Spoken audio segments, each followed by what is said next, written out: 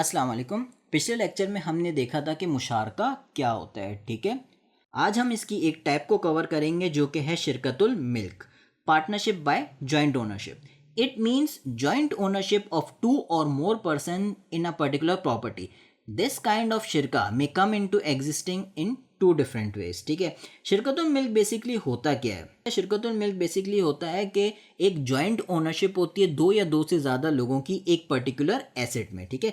जैसे for example father के इंतकाल के बाद उनका जो घर था वो उनके बच्चों के नाम हो गया। अब वो घर जो है बेसिकली जॉइंट ओनरशिप में है उन बच्चों के, ठीक है।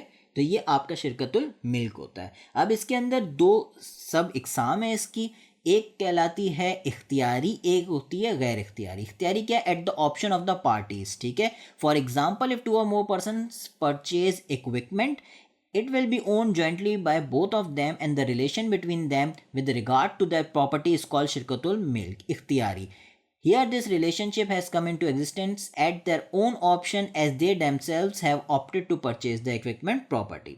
ठीक है, ये एक वॉलंटरी पार्टनरशिप होती है जहाँ आपके जो पार्टीज़ होती है या आपके जो साथ लोग होते हैं वो एग्री करते हैं कि हम कोई ओनरशिप खरीदेंगे, कोई एक एसेट खरीदेंगे जॉइंट ओनरशिप में, ठीक है। जैसे फॉर एग्जांपल आपके दो लोगों ने एक गाड़ी खरीदी, ठीक है।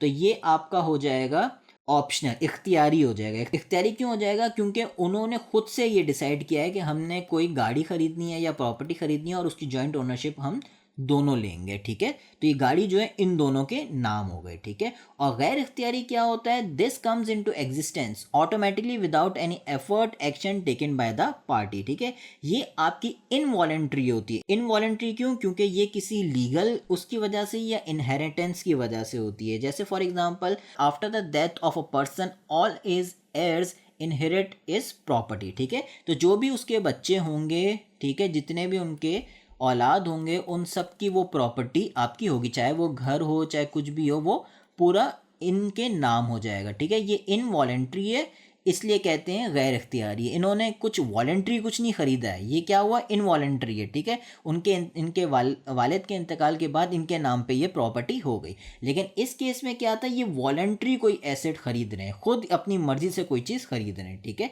यहाँ जो है ये इनकी मर्जी से नहीं हो रहा, ठीक है। तो ये हमारे पास दो टाइप हो गए शिरकतुल मिल्क की, ठीक है। यहाँ पे मज़ीद दो आपके सब टाइप्स बताई हुई हैं, एक शिरकतुल एन है और एक शिरकतुल दैन है, ठीक है।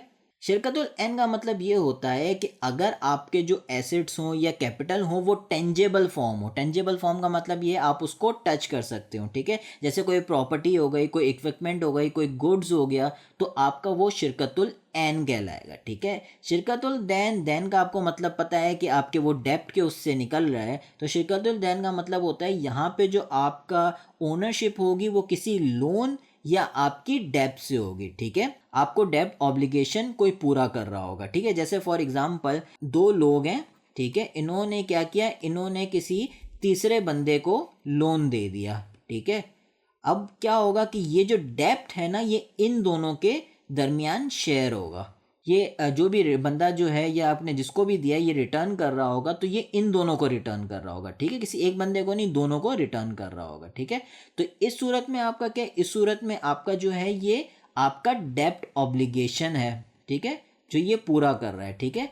आपका शिरकतुल एन में आपका क्या है? आपकी कोई प्रॉपर्टी है, जैसे आपने यहाँ पे ले ली, यहाँ पे हो गई, तो ये आपकी प्रॉपर्टी की ओनरशिप आ रही है, आपका टेंजेबल आइटम में आ रहा है, ठीक है। आपका डेप्ट जो है वो टेंजेबल नहीं, इनटेंजेबल है, आप डेप्ट को टच नहीं कर सकते, ठीक है। इसमें क्या हो रहा है? इन दोनों ने कोई लोन दिया है, ठीक है, कोई डेप्ट दिया है, कुछ भी दिया है, तो जो सामने वाला बंदा है वो इन दोनों को पेमेंट कर रहा है, ठीक है।